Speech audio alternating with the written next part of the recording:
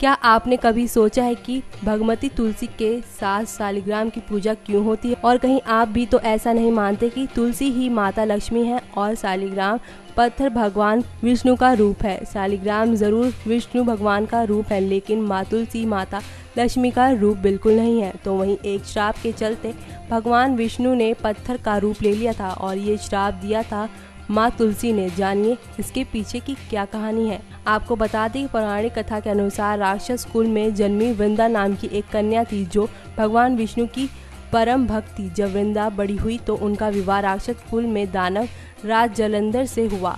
पतिव्रता वृंदा अपने पति की खूब सेवा करती थी। साथ ही बता दें कि एक बार देवताओं और दानवों में युद्ध हुआ और तब जलंधर युद्ध पर जाने लगे तो वृंदा ने कहा कि वो जब तक वे विजयी होकर वापस नहीं आएंगे वो अनुष्ठान करेंगी और इस संकल्प के बाद ही वृंदा पूजा में बैठ पाएंगी। उनके व्रत के प्रभाव के कारण देवता जलंधर से हार रहे थे। ऐसे में सभी देवता मदद के लिए भगवान विष्णु के पास गए। तब भगवान विष्णु ने कहा कि वृंदा मेरी परम भक्त है और मैं उनके साथ छल नहीं कर सकता, लेकिन कोई दूसरा रास्ता न होने के कारण भगवान विष्णु देवताओं की मदद के लिए तैयार हो गए।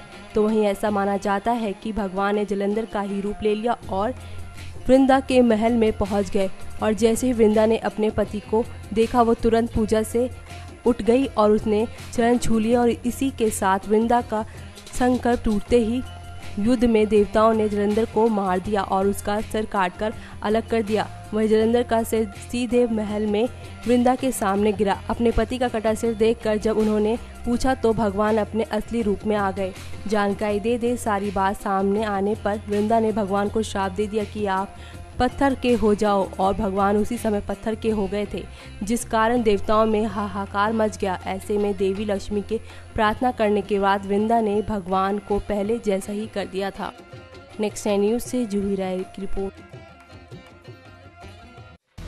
Subscribe now to receive new updates, reviews and news.